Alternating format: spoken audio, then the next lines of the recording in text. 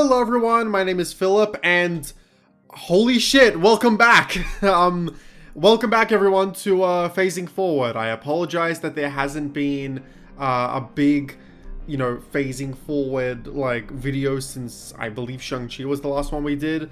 If you're wondering what exactly happened, I've probably got an update posted by now, either in video form or in text form, but just to briefly touch on it right here. We've been busy. Essentially, we've just been really busy and phasing forward, taking everything into account. Excuse me, sorry. There we go. Just taking everything into account. Phasing forward just ended up being at the bottom of our priority list, and it just didn't make sense to just keep churning out this content when we had things that took a much higher priority that were just sitting on the shelf for ages, for example the main Bun Squad series and a whole lot of other stuff that's coming up on the Bun Squad very, very soon. But we're finally sitting down to catch up on all the Phase 4 content that we still haven't done, which at this point is Spider-Man No Way Home, Hawkeye, and the subject of today's video, Eternals. And hopefully we can have all of this out before Moon Knight starts airing, and then hopefully we'll actually, be able to, do regular Moon Knight episodes, if not week to week, then every other week. So that should be good. But each, on top of just us being busy, each film just kind of has its own individual reason as to why we haven't covered it yet as well. With Hawkeye, Hawkeye was the most affected by the fact that, we were busy and we just didn't have time to do it week to week, or even once every 2 weeks. With Spider-Man No Way Home, it was a conjunction of, Zen not being in a big rush to see it in theaters, and also wanting to go back and watch every single Spider-Man movie before seeing it, something which at the time of this recording, she's only now just starting to finish. She's about to watch Far From Home. So just everything mixed together with that, and she's taken her sweet ass time with seeing No Way Home. And in this case, it's basically one of those reasons. She just wasn't in a rush to see Eternals in theater, and I basically just told her, hey look, I know you're tight on money, so if you had the choice to see one of these in theaters and pay the limited amount of money you have to see a film in theaters, choose No Way Home. It's not worth seeing Eternals. And I think I did you a favor, Zen. And with that, of course, I'm joined by my lovely co-host, as always, Zenith Warrior Princess. How are you going, Zen? Hey everybody, I'm Zenith Warrior Princess, the cutest of buns, and yes, I've been busy. We've been hard at work. I've spent a lot of this time period recording and scripting and getting stuff ready, and I've had a lot of videos ready to go. But when it came to Eternals, I wasn't really rushing, chomping at the bit to see it. It looked okay, but I was just I'm not it wasn't something that was high on my priorities list. But when it came to No Way Home, I'm just well, I know this is going to involve a lot of Spider history. So I went back and I watched the Tobey films, and then I watched the Garfield films, and then I watched the Civil War appearance of Tom Holland. So I went there, and then I watched the Homecoming movie, and then I watched Infinity War, and today I watched Endgame, and later I'm going to be watching Far From Home, just because I want to be in the mindset of getting a Spider Marathon, but also because it is Spider-Man's, I'm trying to think, wasn't it 60th anniversary? 60th, yeah, because Spider-Man was invented in 1962, so it is his 60th. So I've just kind of been in a Spider-Man mood. I've been a Spider-Man kick. I wanted to get all this stuff out there, so that's part of it. It's just going through the history of the films and seeing how they have different portrayals of the character. And later this year, I'm going to be diving into the video games and the TV series, and so it's just I didn't want to rush myself because I want to enjoy this. I want to savor this, and That's all with good. the I human think, malware. yeah, it's all good, but like, I think that the one downside is just missing out on that, raw theater like experience, which, it sucks, but at the very least, at the very least, you did get to re-experience all the films before seeing No Way Home, which was great. For me, I've seen these films so many times that I don't really need to re-experience them, so I was able to just go into No Way Home and be like, yes, it's like slipping on a bunch of, a pair of your favorite slippers, so it's like it. I mean, I'm not really. The theater experience has really changed for me. Like, I went to see Shang-Chi in theaters, and it's not the same.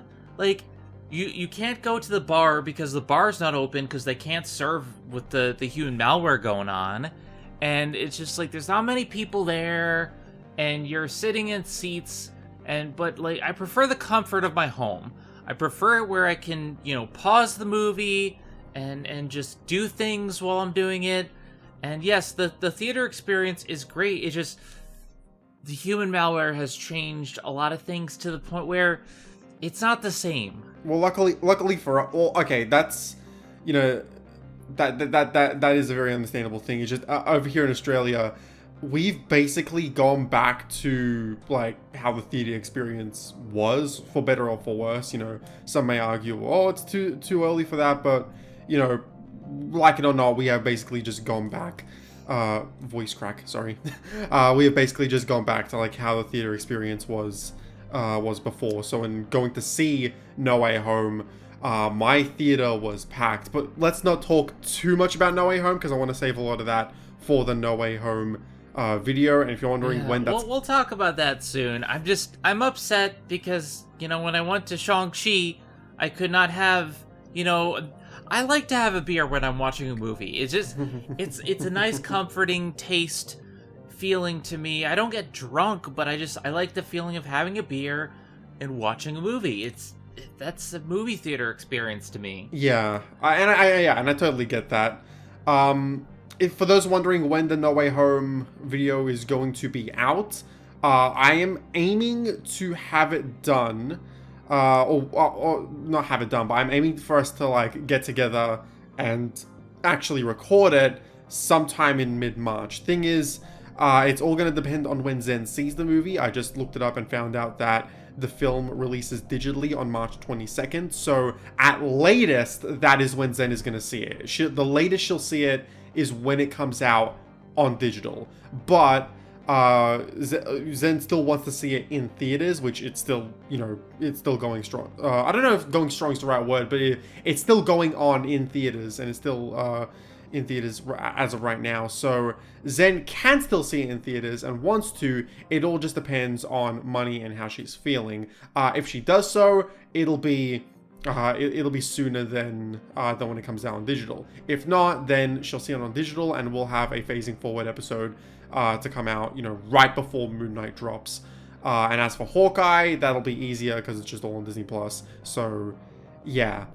With that said, expect both this and that Hawkeye episode to be a little more on the salty side, because well, we'll get into it. We'll get into it, but let's just say that I've got some things to say about these next two MCU properties. And it's not to say they're awful, but they're not as good as we could be, as they could be. So let's talk about Eternals. You mentioned before that it didn't really pique your interest when the trailers were coming out. I'm essentially in the exact same boat. I'm like, I know Chloe Zhao's like a really damn good director, and I know she won Best Picture the previous year. I think it was the previous year.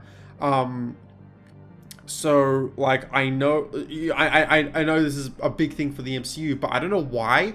But these trailers aren't exactly tickling my fancy, other than like the cinematography aspect of it. And I'll say right now, the cinematography in Eternals is damn good. It is really pretty. I saw the IMAX enhanced version going back to the film once it dropped on Disney Plus, And fuck, man, they incorporate that IMAX really well. Like, it usually bothers me with the IMAX enhanced versions how like only certain shots and certain scenes are in IMAX, and so it keeps alternating between IMAX cameras and the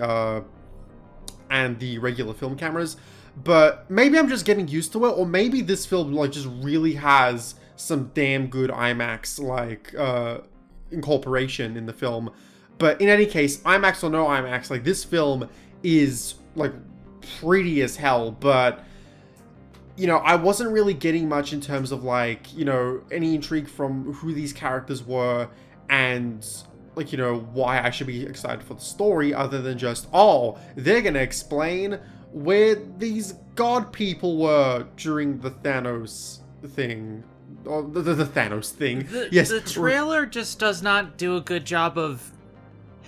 You know, people say these days that there's a problem of the trailers showing the entire movie.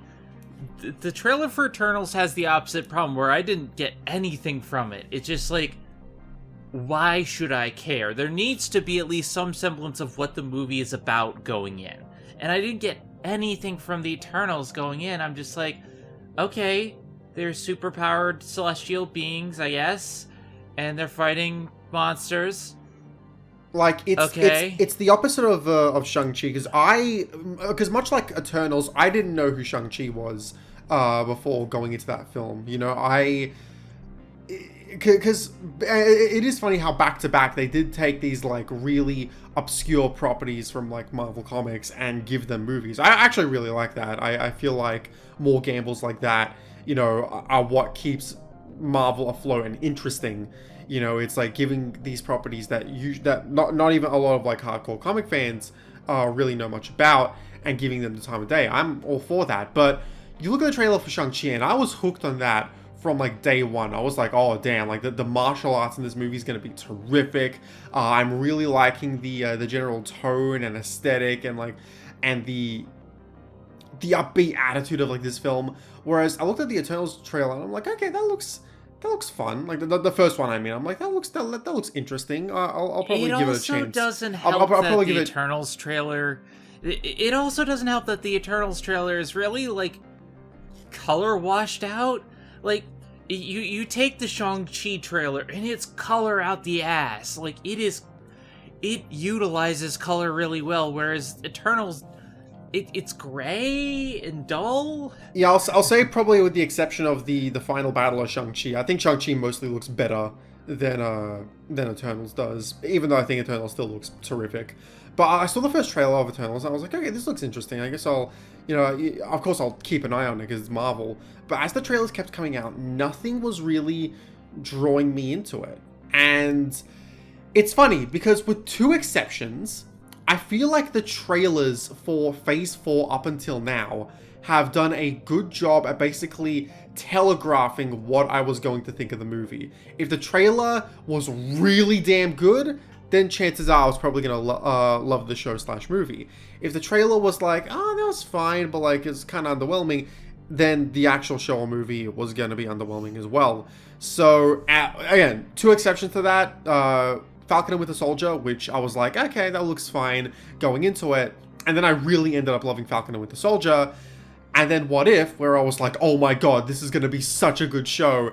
And then the show came out and I was like, that was fine. And by the way, on the topic of What If and Loki, not going to spend too much time on this, but if you're wondering where the season 1 reviews of both those shows are, right now they're not on the docket and we're not really planning them. What I'm thinking is because both of those shows are season 1 of an entire show, what we may do is wait for both Loki and What If to actually have their full seasons finish, also full series finish, and then we jump in and review the entire thing, see how each season stacks up when compared to one another. But for right now, you know, we gotta catch up. We gotta catch up with Hawkeye and Spider-Man. And I think the biggest problem in general with that sort of thing is that they've been making a lot of these things short. Like even with something like Hawkeye, where it's 6 episodes. Mm-hmm. Like if you already reviewed like the individual episodes, like there's not a lot more to talk about, is there? Yeah, and what we're gonna get into that with Hawkeye, but I hate how they've been sticking to like a strict, either 6 episodes or 10 episode structure. It's like you look at the Star Wars Disney Plus shows that are coming out right now, and they fluctuate heavily in episode length. Both seasons of Mando are 8 episodes, Book of Boba Fett 7, Obi-Wan is 6, Andor's gonna be 12 episodes. It's, let the series be as long as there is plot to cover in it. Don't just set a strict amount of episodes. And we're gonna get into that in Hawkeye, because I think Hawkeye really suffers in terms of that. But yeah, so Loki and What If will get their time in the sun, especially because like I really do want to go back to those shows and talk about them. We may even do it when season 2 of those shows come out, but we'll just have to see. Back to Eternals, like I said, with the exception of What If and Falcon Winter Soldier, most of the other trailers have really like just dictated what I end up thinking of these Phase 4 properties. With the case of WandaVision and Loki, I thought, like, watching the trailers, oh my god, these shows are going to be so good, and then I ended up loving them. Same thing with Shang-Chi and No Way Home. In the case of Eternals, I was like, I don't know, this isn't really grabbing me. I'm hoping the final product is more interesting, and then it didn't end up being. Okay, no, that's not fair to say. I think Eternals is interesting, and it has a lot of good elements and poses a lot of good ideas. It's just the way it executes those things really doesn't fucking work, It's a very disappointing series. Well, not series. It should have been a series. It's a very disappointing film because it's like, I think the concept is interesting. I think the characters, for the most part, are interesting. I think the ideas and the dilemmas that they present are interesting. But from where it stands as a film, the first third is pretty good, sets everything up. Then the middle is so boring and repetitive and dull, and it has some questionable choices, and then the final third is really good. But because it's not a series and because it's a film, it tries to compact way too much together. And it's like, initially when I started getting to the first third, I was just like, well, I'm getting enough character from these people, but it really rushes that middle so much where we get not enough from these characters that I wanted to learn more about, that they don't get a chance to end their arcs to the point where it's just like, yeah, the ending's great, but I don't care about any of these characters.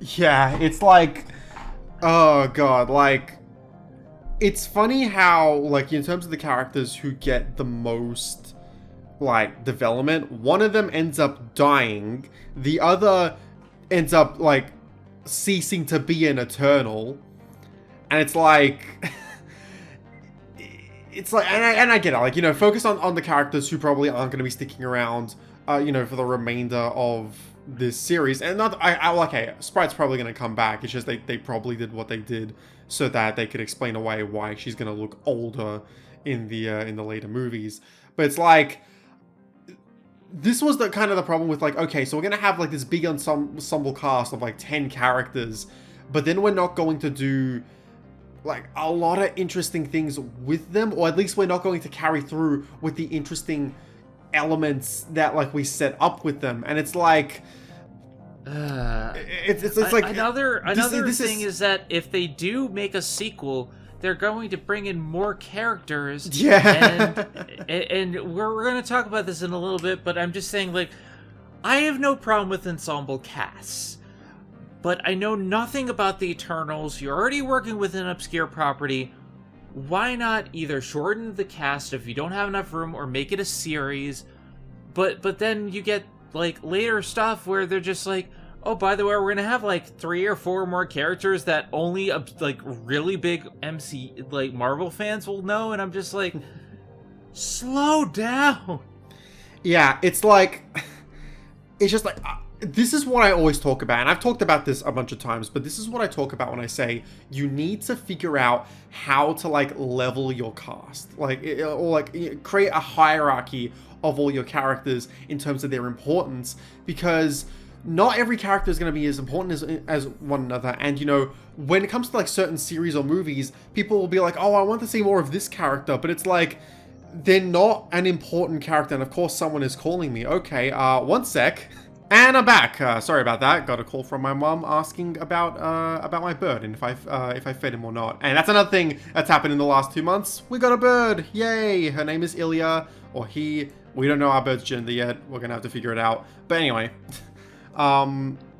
so I was talking about Ensemble Class. Okay, so when it comes to Ensemble Class, you need to figure out like what the hierarchy of your cast is, because a lot of people would love certain side characters to have like even more screen time and even more development. Thing is, in the certain like series or movie that they're a part of, that may not work exactly well because they are not a main character, and you should keep your focus on the main characters and the more prominent supporting cast. You can't put focus on every single character, because then at the end of the day, no one gets development. If you try and focus on everyone, no one is going to get the right amount of development, and so you need to figure out who gets what amount of screen time, and Eternals tries to play it like so that everyone is able to get just as much as each other, and it just doesn't work, man. Like it's almost like, and I know this is not the case because I did research up on this, but it's almost like that this was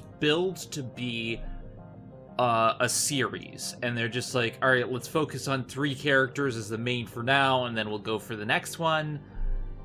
But then it doesn't happen, and it's just like, you have this huge cast, and some of them I really want to learn more about, but, like, you know, we initially get a lot with everyone, and then some of them we just don't get a lot of throughout the film, like Makari, who is an interesting character, who's deaf and uses sign language. And then she doesn't appear for most of the film.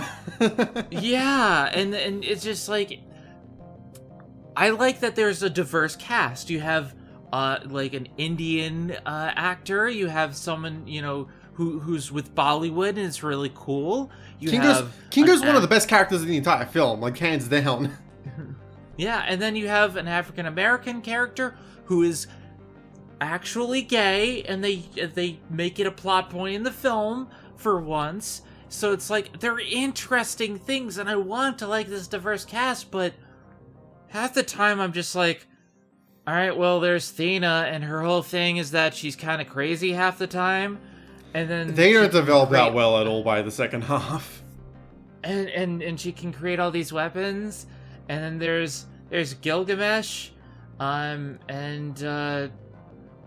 yeah, he's strong, and there's Fastos, and he turned on humanity in the worst part of the film. Like, there's plot points that make no sense that we'll get to, but it's just like, and it feels like certain things, they just had story beats that they wanted to do, and it just shuffles between these story beats. And I know that, like, because there's been a big hoopla around Eternals, because it's like, oh my god, it's the first bad MCU movie, and like, and you know, it's the first MCU movie that, of course, had a rotten rating on Rotten Tomatoes, if that means anything to you, and it's like, it caused a big hoopla, like, where you know, you're either on the side of like, yeah, this film isn't really that good, versus no, it's actually pretty damn cool. You know, all the hate is unwarranted, and it's like, you know, you're on either side. And I know a lot of people in our friend circles, even on our Discord servers and such, like, a lot of people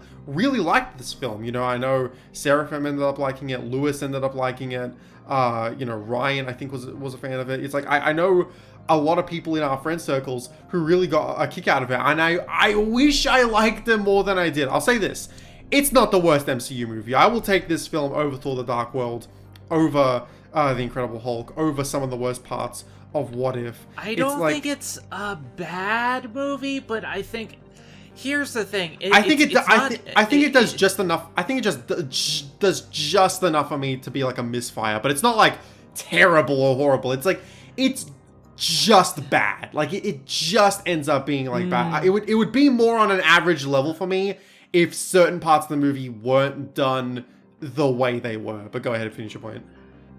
I think the biggest issue is, like, unlike something like Thor: The Dark World, which has pretty big problems. It's not enjoyably bad. It's not like something that I can just point to it and I still have fun watching it.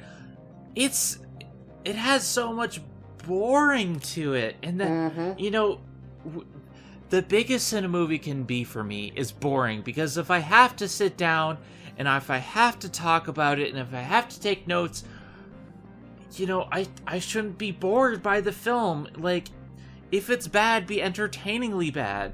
Like, for me, it's a lot like Thor, because the first half of Thor is really, really good, and then once it gets to the human stuff, the fish out of water stuff, it's okay. Like, it's not what I would call bad, but like, we had all this good stuff beforehand. Yeah. And Eternals is kind of like that, where it's just like, it's very much like Thor, where it's just like, I see this potential, I see all this stuff, like, clearly they had vision, clearly they had ideas, and there's cool dilemmas and cool characters, but by the middle of the film, I was just checking my watch. I was just like, how much longer is this? And we weren't even close to being done, and I was just like, and I know that's weird. I know that may be a weird thing to say. It's like, oh, well, this should have been longer because it should have been a series, but like, you're bored watching it. Yeah, because here's the thing: this movie, for a large amount of its runtime, is the exact same fucking thing over and over and over again. It's like, okay, we need to gather all the Eternals back together. So let's go to this location to find this Eternal, and we show a flashback beforehand to show how that Eternal ended up, being disillusioned by humanity, and then we see that Eternal in the present day, and where they are now, we say, hey, Jack is dead, and like, and they get all disheartened, and they join back up with us, maybe a fight scene, rinse, repeat, till we finally get to Makari and the ship. Repetition is the name of the game, and I gotta be honest, you know what I was reminded of watching this? And it really ticked my boxes? Heroes Season 2. I haven't seen Heroes. I haven't seen Heroes, so I can't judge that. Heroes Season 2 is not something you want to remind me of, because Heroes Season 1 is some of the best fiction ever, but Season 2 happened during the writer's strike. Oh. So they just made a lot of really bad choices just because they couldn't get the writers in there. Yeah. And you have this big ensemble cast, and a lot of people just randomly die and stuff like that. Like, things just happen, and it gets repetitive, and like, none of the things come to fruition. In the middle of Eternals is like Hero Season 2, where it's just like, it feels like there's no direction, but it's the same points over and over and over, where, couldn't you have a montage for this? And it's like, and I hate to say that because I like the flashbacks. I really do. I like seeing where these people came from. But when you get to Phastos, who is one of the more intriguing characters, I was gonna get to that. I was gonna get to that later, because because there's a lot to talk about there, and like, I don't want to jump around too much. But yeah, Phastos is shit.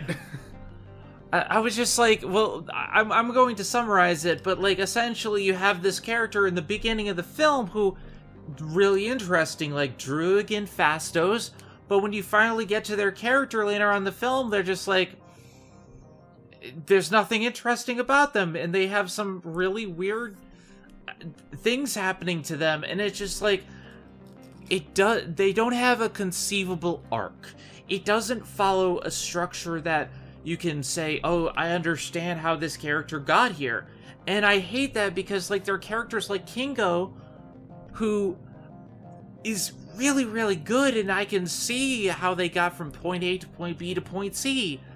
And it's like, you have Cersei and Icarus and Kingo, who seem to be the main focus of the film, and then all these other characters don't get enough. Yeah, I'll say right now, like, I think the characters, like I was saying before, I think like 3 characters are able to like get a good, well-told story throughout the film, and I think those characters are Icarus, Sprite, and Kingo. And all 3 of those characters, the reason why I think that they're not even my favorites. My favorite characters in the film are Phastos, Druig, and Makari. Those are my favorite characters in the film.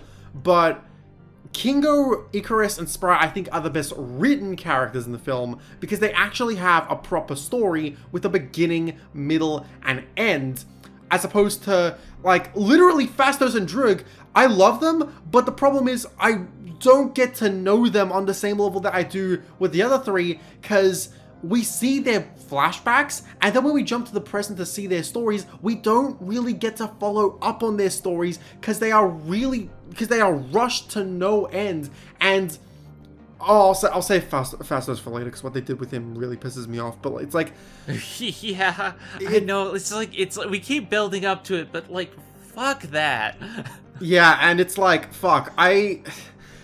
This film takes shortcuts to storytelling, and it pisses me off because it shows that it can do good storytelling with Icarus. Icarus is one of the best fucking villains in, like, well, I don't know if best villains is the right thing to say because I don't like how they wrap up his story by the end, but he is such an interesting villain. And like Chloe Zhao said that she took inspiration from Zack Snyder's Superman when making Icarus, and I can absolutely see it, and I think it honestly works better here than Zack's Superman does in his movies. But part of that reason is because Icarus is an antagonist in this film, and I love that.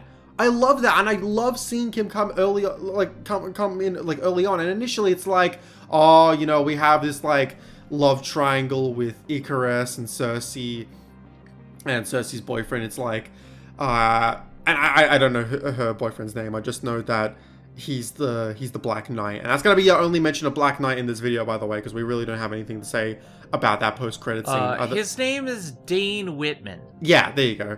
It's like, we don't really have anything to say about that post-credit scene other than, oh my god, Blade, and he's not on screen. But you know, that's fine. We'll talk about that as we go. We'll talk about the end credit stuff soon. But like, there's not much that I have to say about it personally. Mm-hmm.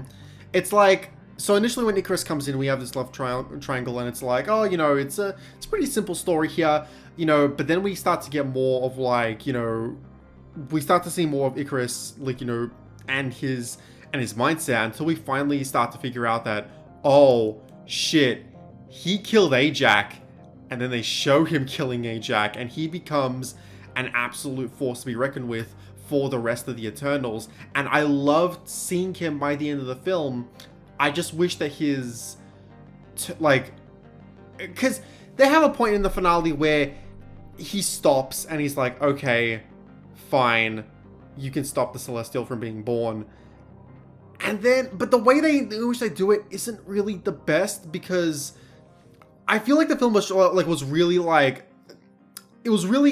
hanging on, like, not hanging on, but it was really like banking on you caring about Icarus and Cersei's relationship, and I didn't. Like, it was supposed to be one of those moments where it's like, oh, you know, he doesn't want to hurt Cersei, and so he stops what he was gonna do, because like, as much as he thinks that birthing the Celestial is the right thing to do, and you know, it's worth it to sacrifice humanity, he sees how much Cersei cares about humanity, and he cares about Cersei, and he wants what's best for her, and so he stops his actions. And it's like, the film's really banking on me giving a shit about their relationship to care about like when Icarus does that, and I just don't. I think that largely comes into the fact that I don't care about Cersei. Cersei's probably like the most boring character in this film in terms of like the main Celestials, which sucks because she's the main character.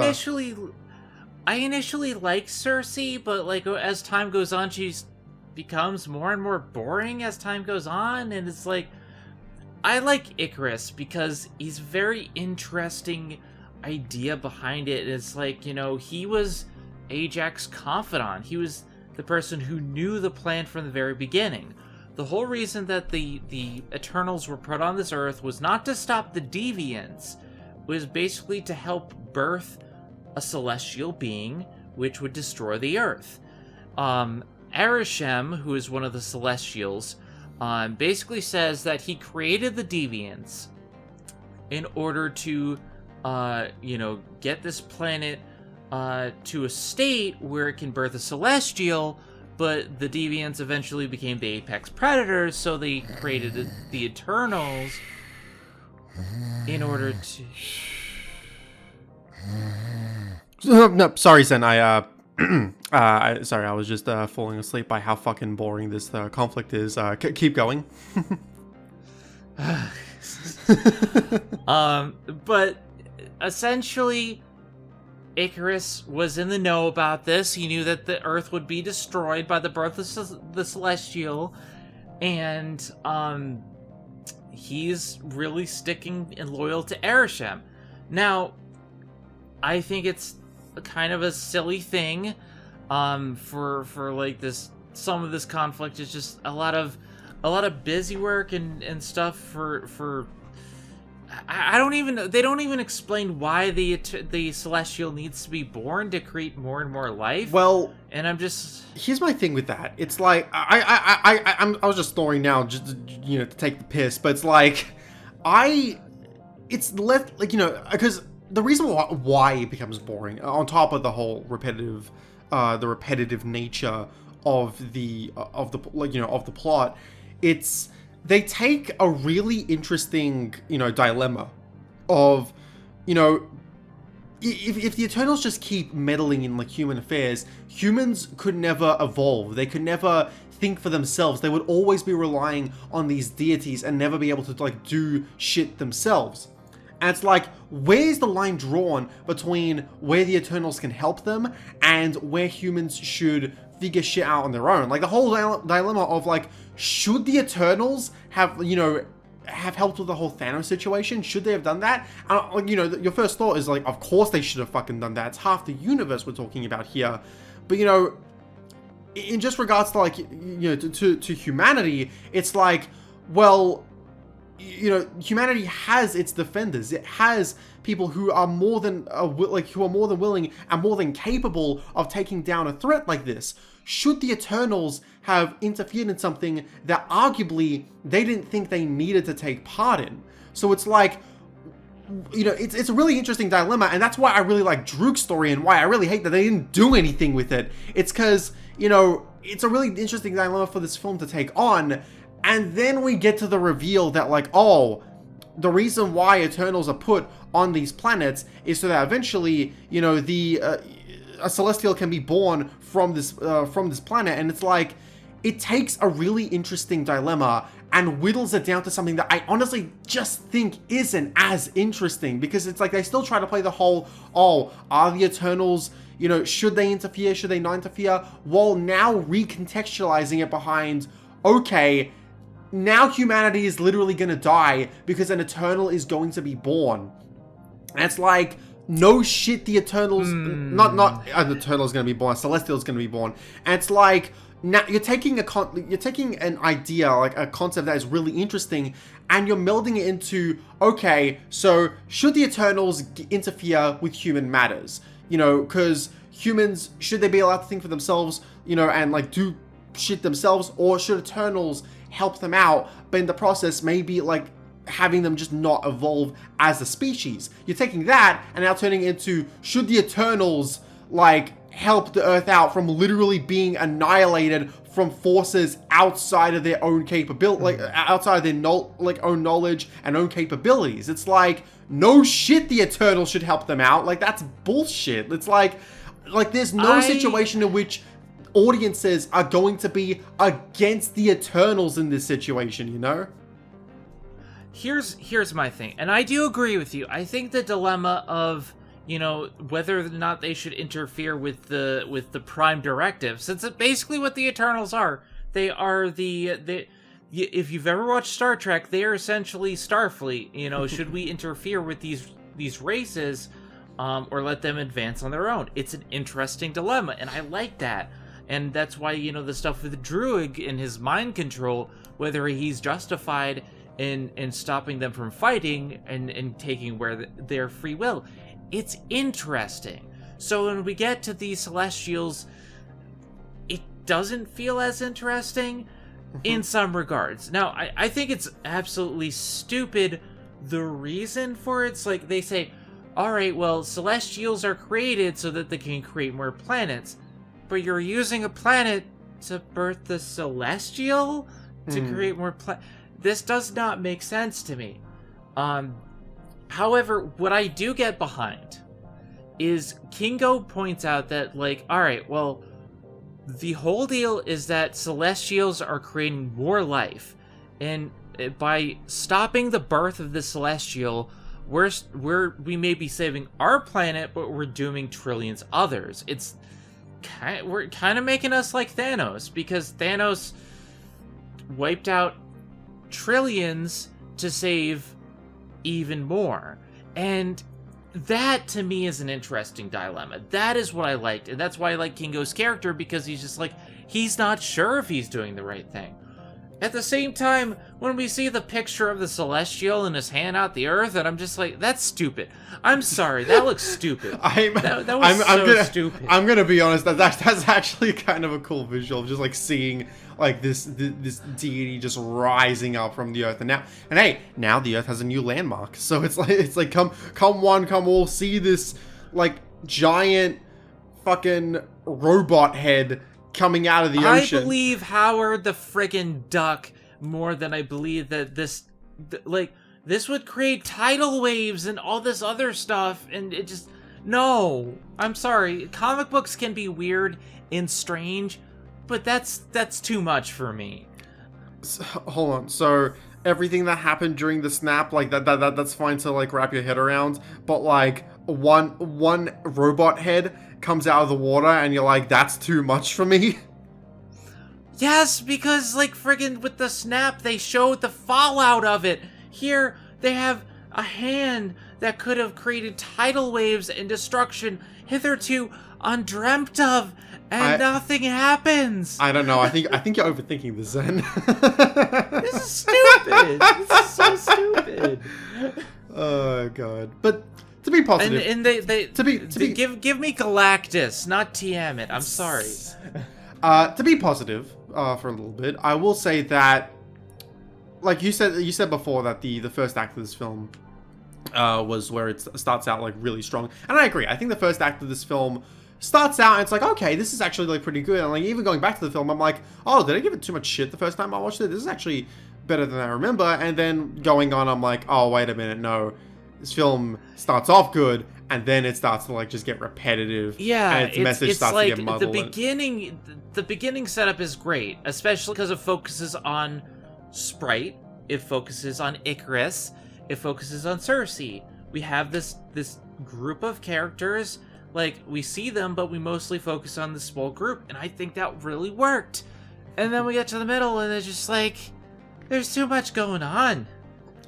Yeah, it's like, I really like how they set up Sprite's character. In fact, I'll say right now, again, like I said before, that Sprite's one of the better written characters. I honestly think she is, because I like that they pull the whole, like, you know, Peter Pan, Tinkerbell parallels with her and Icarus.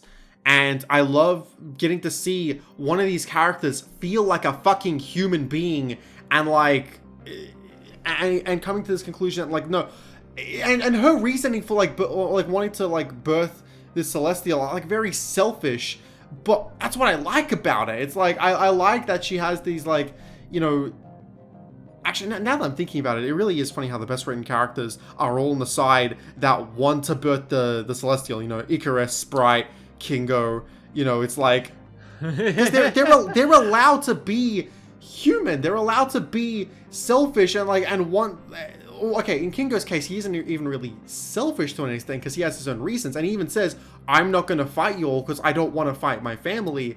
And it's just like, it allows them to be human and not be drugged down by the plot. It's like, well, whereas everyone else has to be best character though. Yeah.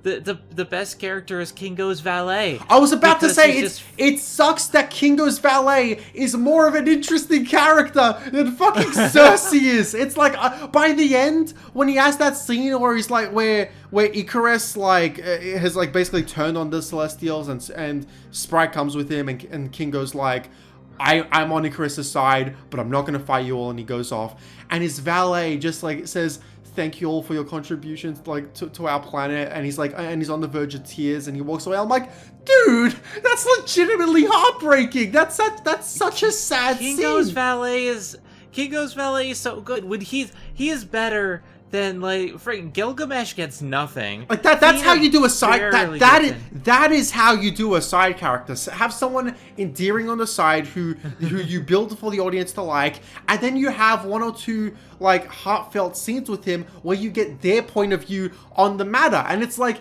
that's how you build a supporting character. It's like, how did they get this random ass valet right, but the main character of the film is boring as piss? It's like yeah, and then they have the scene where like Kingo doesn't want to shut down the film because everyone's counting on this. There's families counting because they just started filming, and they're just like, you have to save the universe, bro.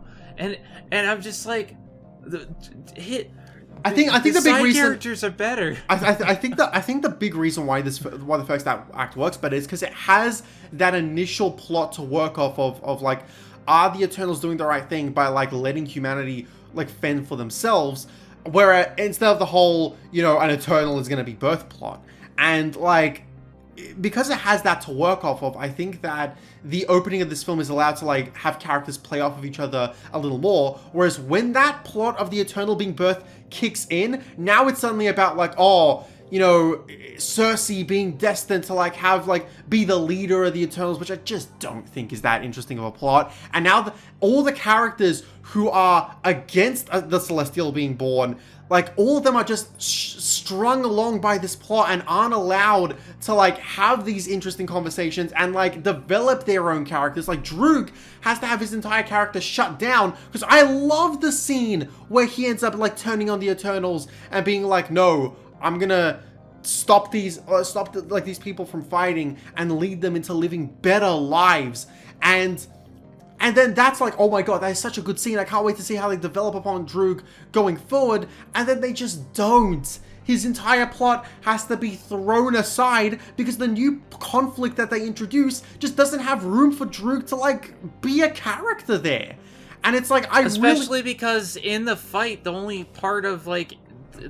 thing is that they stop him from utilizing humans to fight the deviants, but like, yeah, the conflict was genocide, where like people burning down entire cities, and he stopped them from doing that. And it changes focus. Like, yeah. And that's the thing, like you have these interesting characters. Gilgamesh, the strong one, Thena, who's a war goddess. Okay, what are they gonna do with them? Well, Thena's gone crazy and Gilgamesh dies. Okay. What do we have for Makari? Makari stays in the spaceship the whole time. Oh. What do we have for Phastos? Phastos turns on humanity and then doesn't. Yeah, it's like, it's because like I think that's the best way to actually sum it up, because I think the best way to sum it up is that the film is better early on because it has this dilemma, and all the characters are allowed to, you know, to build off of that dilemma and have these interesting discussions. But once that dilemma changes, the best characters in the film, once that dilemma changes, are the characters who support the Celestials, who support this new Celestial being born, because their conflicts and their arcs are allowed to continue on, whereas the characters who are against the Celestial being born have to be strung along with this new conflict, and it doesn't fit with their previously established arcs. So those arcs have to either be rushed like Phastos or completely dropped like Droog. And let's get to Phastos. Oh, this pissed me off so much. Can I just say? Yeah, go ahead. I just want to introduce this because Phastos was one of my favorite characters early on, because like a lot of them, they don't tell their names for like the longest time. So it's just like, but I was Phastos. He's based on Hephaestus. Mm-hmm. You can basically tell a lot of these are the myth. You know, Athena is Athena, Icarus, like Phastos is Hephaestus. Essentially, he creates weapons to try to advance humanity. Mm-hmm. So, like, I was interested in him. He's always tinkering, always working, and he was always about the betterment of humanity, and I like that. Now, why don't you tell us what happened with Fastos? So, Hiroshima happened, and he was like, "Oh, humanity sucks," and then that's it. That's all we fucking get. Like holy shit. We see how fucking passionate Fastos is in the earlier stages of the film, and we see him building these new technologies for the humans, and we get like Ajax saying, "Oh no, humanity's not ready for that." And it's like really fun to see him come up with these inventions and be so enthusiastic about humanity. And then we don't see Fastos for a good chunk of the film. For what feels like ages, we don't see him.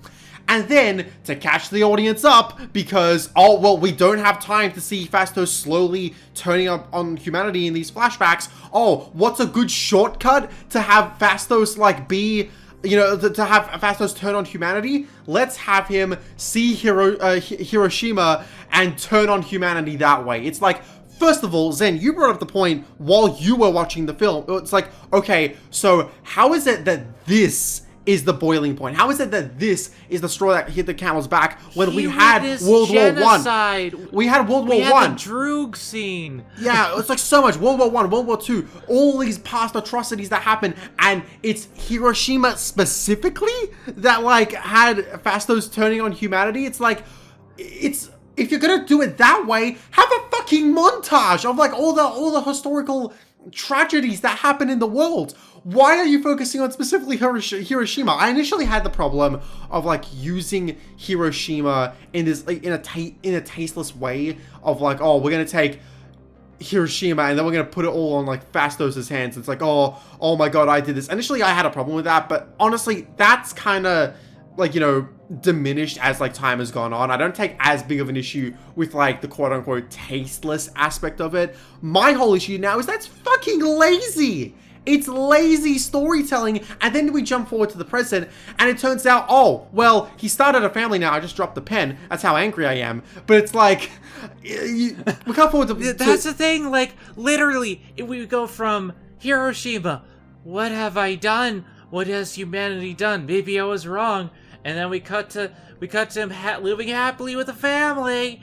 And it's like all that development's down the drain. Yeah, we cut to the present of like him having started a family and being like, oh, I lost my faith in humanity, but my family helped me regain it. It's like, what was even the point of showing that he lost his faith in humanity to begin with? I honestly think it would have been better if they had just said, no, throughout all this time, throughout all these atrocities, throughout everything, he never lost hope in humanity. Like, he never lost his faith in humanity, because for as much as people took his inventions and turned on each other and used his weapons for evil, there were always people who came back, picked up after those evil entities in humanity and like would better the world in the wake of tragedy. I would honestly find that way more of a compelling character than just, oh, you were right. Like, Droog was right, Ajax. Droog was right, Ajax. You know, humans are just gonna turn on each other, and then just a scene later, he's like, "Oh well, no, I hated humanity for a while, but I got better." It's like that is editing failure right there. But also, your point makes sense because when he gets to his family, like his whole being, his whole thing is protecting that family, and the reason he joins up is so that the Celestial doesn't destroy them, and that fits with his character arc. But you had to have the Hiroshima scene. I'm just like, you just ruined one of the best characters in the movie. It's like, what? Like, they had so many points they wanted to tell with Fastos's character arc, but the problem is you don't see him for ages, and by the time you get to see more of him, the dilemma's completely changed, and you know and by the time we see him, we have to speed run his character. We're now suddenly, after being so enthusiastic for humans, suddenly with just a single flashback and a single event, it's like, oh, well, he suddenly turned on humans, and then a scene after that, we cut back to the present, and he has a family, and he's like, no, I'm fine with humans again. It's like we sped run through his entire character. It honestly would have been better to just, you know, assuming that we don't make Eternals a series and just flesh that character arc out more, you know, if we're keeping it confined to a movie, just cut the middleman out. Just cut out the part where he turned on humanity and just make it so that he always had faith in humanity. Even through its darkest times,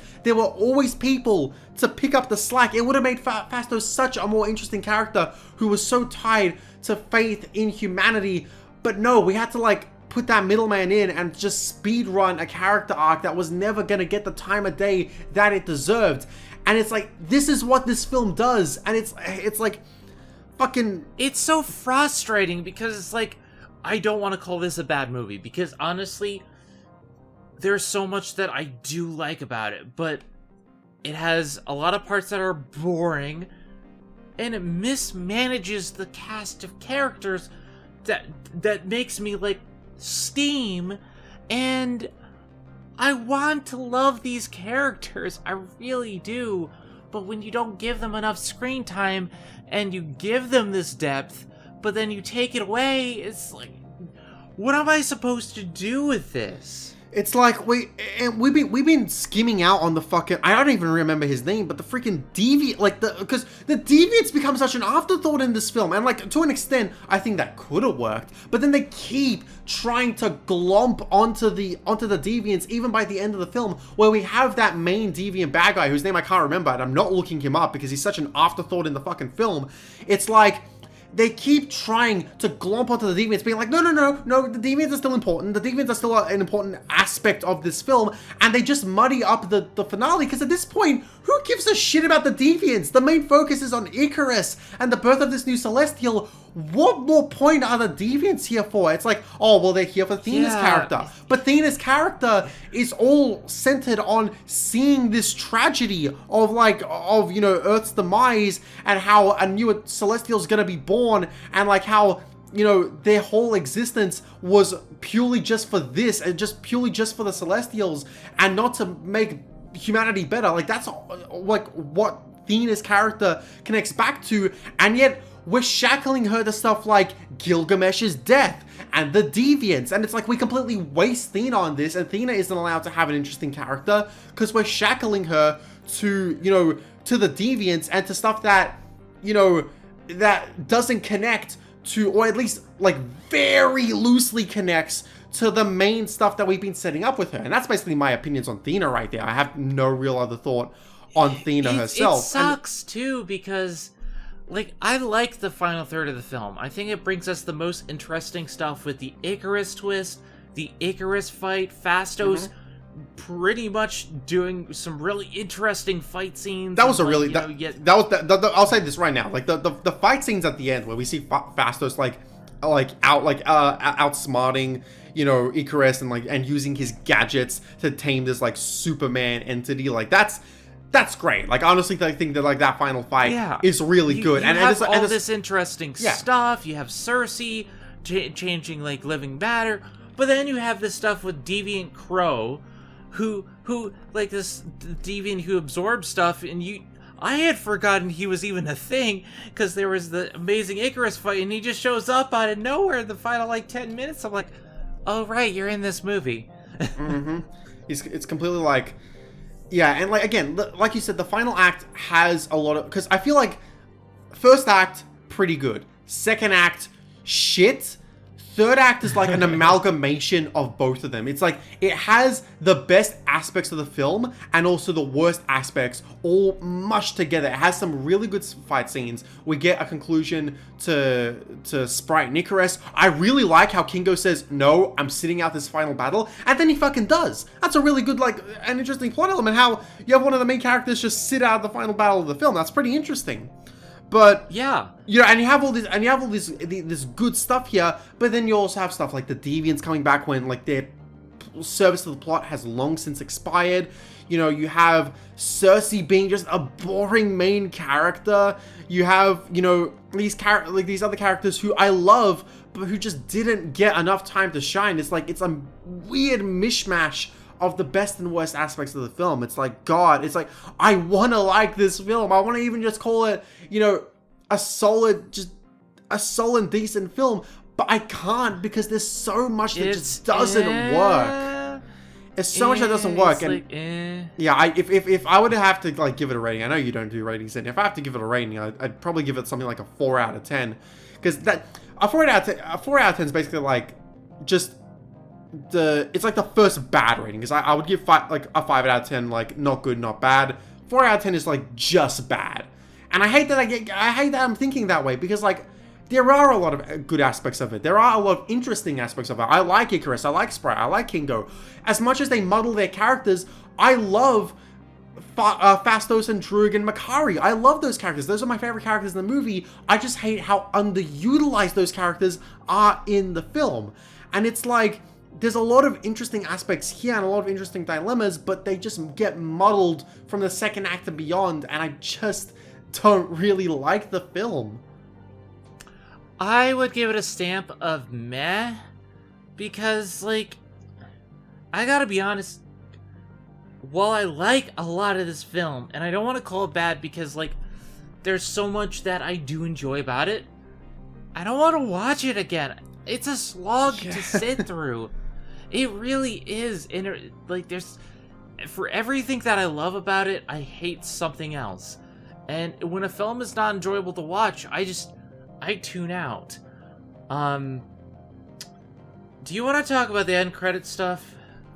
I mean, it's not really much to say, because, like, again, like I said before, like, we had, what's his name, Dane, like, the Black Knight, and we started to get more into his stuff. For the record, I had no idea who the Black Knight was going into this film, like, literally zero idea. I had never heard of the character before, so when that stuff... I have no idea who the Black Knight is, so... When that stuff was happening, I was like, wait, what? He has, like, family ties, and apparently Blade is voice cameo there. Yeah, we get Blade. We get Blade there, and like, don't get me wrong, I'm excited to see Blade in the MCU, and I'm sure whatever they do with Dane in the future is going to be fun and interesting if they like if they put him with Blade. It's just that in this film, it's like it's not even like a bad thing. It's like it's just setting up future films. It's just kind of like comes out of nowhere. It does come out of nowhere, because they just tack it on at the end of this film. And it's like, they tack it on at the end of this film, and they put it in the post-credit scene. It's like, oh, okay, so that's what they're doing. Okay, nah. It's like, I'm excited. There's also the mid-credit scene. Now, like, at the end of the film, everything seems okay, but then, Arishem shows up, which, okay, that was a cool shot. That was like a Galactus shot. Like, okay, I was pretty cool with that. And Arishem comes and he takes away 3 of the Celestials. And then he says, okay, well, if you're worthy, then I'm gonna spare the planet. And then in another mid-credit scene, Thena, Makari, and Droog are off to find them, and they meet Eros, who is also an Eternal, Thanos' brother, and Pip the Troll.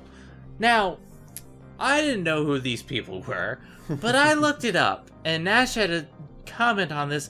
Eros? Why would they go with Eros? Not only does it kind of mess up the fact that Thanos is not a deviant in this, because like there's comic book things in there, but also Eros's power, content warning, is lust. He is the rape Eternal. Like, I'm not joking, that is his power. Yikes. I'm going to put faith in Marvel that they're going to do it in a more tasteful manner, but it is definitely a risky thing to like to be doing for a for your new big budget, you know, adaptation of these Marvel comics. So I'll definitely agree with that. I think that it could potentially... Also, he's also known as Star Fox, and I'm just like, man, Andros is gonna kill somebody. I'm pretty sure everyone's made that joke at least once when they heard what his name was. But yeah. So I think the post-credit scenes are fine. Like, there's nothing really much like to add here. Like, I think I would have more interest in the mid-credit scene if I actually like cared about the Eternals more. And then the post-credit scene, I think, is fine, but it also just comes out of left field, so it's like, I don't hate it or dislike it or anything, it's just kind of like there for me. Can we talk about the ending for a second here? So it's like, so Cersei, Phastos, and Kingo all get taken away. By the way, poor fucking Kingo. Like, he said, I'm on the Celestial sides, but, like, I'm not gonna fight my family. So he just distances himself from the fight altogether, and then he gets taken anyway. It's like, poor Kingo, man. Like, poor Phastos. Like, he saved his family, then he's taken away from his... Just, come on. But it's like... I think that, like, the ending of this film was a bold one, where it's like, holy shit, this isn't a good ending, because people have died, like, some of the Eternals have died, you know, yes, Sprite gets to go to school, but now, like, the Eternals are in deep shit because of their actions. It's interesting, but it also just kind of ends abruptly. It's like, the Eternals have nothing... It's a very, like, cliffhanger ending, but also here's a question that I had. And it goes with the whole thing. Why is there memories of the planet making it worth saving? Wasn't the whole point of Arishem creating more Celestials to create more planets, to create more life? But then they're going to destroy more planets, and none of this makes sense. Like, I think he's saying that the... I think that this ending is a bold one, and I think it could work. The problem is, I just don't think the scene itself is executed very well. Because Cersei has nothing to say. Like, the film just ends abruptly at this point, like, with no real, like, good final, like, stinger before, like, the credits hit. I don't know. I feel like the scene could have been executed a little bit. It's not the fact that it's a cliffhanger ending. It's the fact that the actual scene itself and the way that it was, like, delivered wasn't exactly the best, because it was very abrupt, especially because, like, we have Dane just about to, like, tell about, like, his family's past, which, like in of itself comes out of fucking nowhere, and then we have Cersei gets taken away, and then, like, she has nothing to say, and, like, and Celestial just, like, says, oh, this planet apparently is worth saving because of the memories and such. It's like, I don't know, it was abrupt. It was really, really There's abrupt. a lot that I just think doesn't make sense about the whole Celestial stuff, and I think the shot itself is cool, like seeing the giant head rising and everyone's, like, afraid. It's really cool. It's a big Galactus-level threat, and I hope that they do Galactus in the future if that's what they're setting up for. But a lot of it doesn't make sense to me, and I think it just, like... Man, like... I love comic books. I love some of the weird stuff. I'm a proponent of Howard the Duck and all the weird, wacky stuff. Get crazy, get weird. Like that's why Loki works so well, because it went to those weird places and weird, like, and like, you know, the TVA and, like, fucking Kang and, like, and the sacred timelines and stuff. However, you have to make sense. You have to make sense in terms of the rules of the universe that you've put in place, and the Tiamat coming out and not causing any damage is a little bit sus. And then you have the whole explanation of Celestials doesn't make sense to me. I don't know. Do you think so? It's not even that it really doesn't make sense to me, because, like, I wasn't really focused on, like, if it made a logical sense. I guess the points that you brought up are, like, some of them could be true, some of them not so much, but it's like, I just think that the whole thing is, like, for a film with a lot of, like, the weirder comic book elements, like, ripped straight from Jack Kirby, the entire thing is just so fucking boring.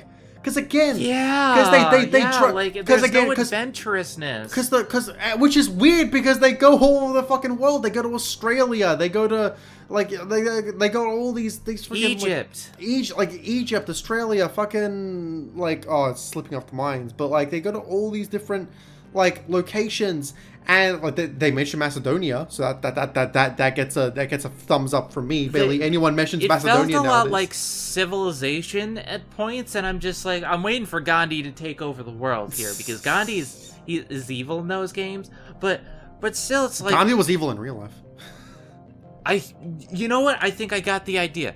The reason why the Celestials butt heads with the rest of the plot is because most of the movie is grounded in a reality to the point where it's boring, and then you have this weird, wacky stuff. if it was all like that, I'd probably be fine with it. I think the tone is just not there.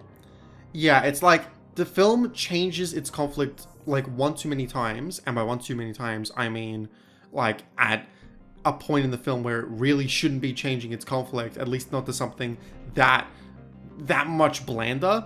And it drops so many character plots, and we go through the same process of recruiting Eternals over and over and over again, that at the end of the day, it just ends up being dull, and it didn't click with me. I didn't like this one. Yeah, it's a meh. It's a meh. And the stuff that they teased, I'm like, I was interested in the tease of Adam Warlock at the end of Guardians 2. I was interested in a lot of these end teasers, but like, this Pip the Troll? Who's asking for Pip the Troll? Who's asking for the rapey superhero Eros? I mean, we have Nebula already. Why do we need that? And like, who? I mean, Blade is okay, but like, there's just a lot of weird choices. Mm-hmm. And yeah, I mean, I don't really have much else to say. I mean, we didn't really even talk about, because we talked about most of the Eternals here, we didn't even really talk about Gilgamesh or Ajak all that much, is because there's not really much to say. They exist to die in this film. Ajak is the leader and can heal. Gilgamesh is super strong, and they both exist to die. That's about it. And they make beer out of spit. Like, it's like Ajak comes so close to being interesting. Like that scene where she's saying like to Icarus, I failed, like, oh no, I failed you, and then he pushes her down to get killed. It's like that's a legit emotional scene, and she gets so close to being interesting, but like, and the thing is, I was upset with the fact that they killed her so early on when I first saw the film. Nowadays, like, I don't even really mind that. Like the whole like Hiroshima thing with Fastos, my opinion on it is still negative, but it's changed from what it was initially. Like, because initially I just didn't like the fact that they killed Ajax so early on. Nowadays, I don't even mind that. It's just what they do with her in her flashback scenes. It's like, it's not interesting. Like, she's always like, she always just has a reactive point of view. She's never like really at the center of like the discussion herself. She's always just reacting like, oh, we can't be fighting like this, we have to do as the Eternals say. She's always in this reactive state of mind, and we don't get her own point of view until the literal point where we see her die. And it's like she gets so close to being interesting because of that scene, but we just don't get enough with her, unfortunately. And Gilgamesh straight up exists for Thena's development, which sucks. It's honestly like, I thought Gilgamesh was a funny character, he had charisma, but we just wasted him because it's like, oh, Spaghetti-O, we have too many characters in this film, so one character dies. Let's have someone else die. Yeah, let's have somebody else die. Yeah, it's like, well, let's have a death in this film, so like we can shave down the cast and add to another character's development, while making it seem like we had like a real tragic and like heroic death, when really no, we didn't. We just had to like shave off the number of characters in this film. It was not earned. It wasn't earned at all. I like his actor, but no. Yeah. So that's the Eternals. That's Eternals. It's eternally disappointing, eternally boring, eternally squandering its potential. It sucks. It sucks, girl, because like it has great cinematography and so much talent poured behind it. The cast, it felt like Chloe Zhao wanted to tell something so big, and I feel bad for it because I see the potential there and I see the effort that went behind it, and it just fell flat. It wasn't good. Yeah, I'm sorry. I wanted to like this one, but this did not make me interested to keep seeing more of the Eternals going forward. And we are even in spite of the bad reviews, like we are gonna get more Eternals, but I'm just hoping that whatever comes next is this way is more the low interesting. point for Phase 4 for me. Like, What If had its issues, but it was still really good at most of it. This just like, I sleep. It was like taking a Valium. I sleep. Like, Phase 4 has mostly been good for me. Like, I loved WandaVision, Falcon and Winter Soldier, Loki. you know, and Shang-Chi and Spider-Man No Way Home were absolutely terrific films, but Phase 4 has also had its share of disappointments. You know, with even more movies and shows comes more chances to screw up, and I definitely feel like they have that Phase 4 has had its share of low points. You know, I wasn't a fan of Black Widow. I thought Black Widow was kind of I thought it was kind of like a middle of the road. I liked Black Widow, but I still not the biggest fan of it. And What If, while it definitely had two of its episodes were like some of the best MCU content ever with like the T'Challa and Doctor Strange episodes. Overall, I thought it was an enjoyable show, but definitely had its low points and was a very mixed show overall. Hawkeye, I wanted to love more than I did, but even then, it wasn't bad. It was a fine show, but it had a lot of elements that I just didn't like, and we'll be sure to get to that either next time or the time after, depending on whether we cover Spider-Man or Hawkeye next. I mean, I'm gonna be watching Hawkeye very soon. Yeah, probably right after Far From Home. It's not that long, so we'll get into that. Mm-hmm. But I mean, it's interesting seeing it so soon after rewatching Avengers Endgame. Mm-hmm. So yeah, it's like, you know, Black Widow I wasn't the biggest fan of. What If had its ups and downs. Hawkeye was fine, but could have been so much more. And yeah, this I think is the low point of Phase 4 so far. It's like so much potential, so many interesting things to talk about. And it only really follows through with like a handful of the things it sets out to do, which sucks. I think it should have either been a series, or they should have streamlined a lot of these characters' arcs and clean up the conflict a little more. At the very least, it gave us a long episode, because oftentimes I find the hardest episodes to create of any podcast are when something's boring. Yeah. Like, the reason we put the Parent Trap, like, sequels together was because we didn't have enough for a full episode. This, I am very surprised. I'm very surprised that we had enough for a full episode. Oh yeah, there was a lot to talk about here. I knew that we were going to go for a while with this one, but yeah, so that's Eternals. Sorry that this one was more on the negative side. You know, I hope that to those of you who like this movie, first of all, thank you for still being here in spite of all our criticisms. And second of all, hey, keep loving the movie. I'm hoping that Eternals 2, when it ends up coming out, well, first of all, I'm hoping that it's good, but second of all, I'm hoping that they don't skimp out on calling it Returnals. Like, please. Like, it's right there. Call it Returnals. God damn it. But thank you for watching this podcast. We're not the pre-Vengers, we're the Revengers. We're the Revengers, because, you know, I'm taking revenge, you're taking revenge, and what about you, Bruce? Oh, I'm undecided.